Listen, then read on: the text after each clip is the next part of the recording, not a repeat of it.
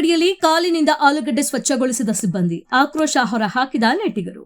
ಉತ್ತರ ಪ್ರದೇಶದ ಗಾಜಿಯಾಬಾದ್ನ ಲೋನಿಯಾದ ಚಾಟ್ ಅಂಗಡಿಯಲ್ಲಿ ಅಸಹ್ಯಕರ ಘಟನೆಯೊಂದು ನಡೆದಿದೆ. ವ್ಯಕ್ತಿಯೊಬ್ಬ ತನ್ನ ಪಾದಗಳಿಂದ ಆಲೂಗಡ್ಡೆ ತೊಳೆಯುತ್ತಿರುವುದನ್ನು ಕಂಡು ಬಂದಿದೆ. ಸದ್ಯ ಈ ದೃಶ್ಯ ನೆಟ್ಟಿಗರ ಆಕ್ರೋಶಕ್ಕೆ ಕಾರಣವಾಗಿದೆ.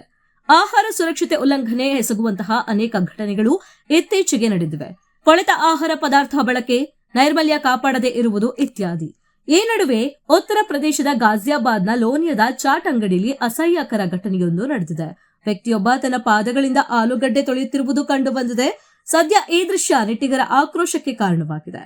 ಲೋನಿ ಪೊಲೀಸ್ ಠಾಣೆ ವ್ಯಾಪ್ತಿಯ ಡಿಎಲ್ಎಫ್ ಅಂಕುರ್ ವಿಹಾರ್ 3ರ ಎಟಿಎಂ ಚೌಕ್ ಬಳಿ ಇರುವ ಕೃಷ್ಣ ಚಾಟ್ ಭಂಡಾರದಲ್ಲಿ ಈ ಘಟನೆ ಕಂಡು ಬಂದಿದೆ. ಈ ಕೃತ್ಯವು ಕ್ಯಾಮೆರಾದಲ್ಲಿ ರೆಕಾರ್ಡ್ ಆಗಿದ್ದು, ಇದರ ವಿಡಿಯೋ ಸೋಷಿಯಲ್ ಮೀಡಿಯಾದಲ್ಲಿ ವ್ಯಾಪಕವಾಗಿ ವೈರಲ್ ಆಗಿದೆ.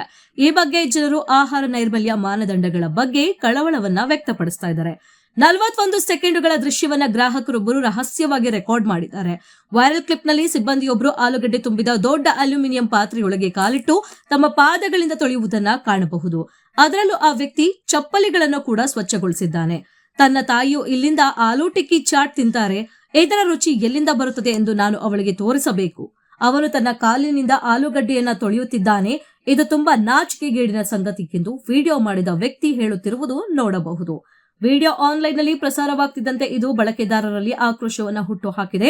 ನೆಟ್ಟಿಗರೊಬ್ಬರು ಜನರ ಆರೋಗ್ಯದ ಜೊತೆ ಆಟವಾಡುತ್ತಿದ್ದಾರೆ ಎಂದು ಕಿಡಿಕಾರಿದ್ದಾರೆ. ಮತ್ತೊಬ್ಬರು ಜನರು ಇದನ್ನು ಆಸೆಪಟ್ಟು ತಿನ್ನುತ್ತಾರೆ, ಆದರೆ ಇವರು ನಂಬಿಕೆ ದ್ರೋಹ ಮಾಡುತ್ತಿದ್ದಾರೆ ಎಂದಿದ್ದಾರೆ.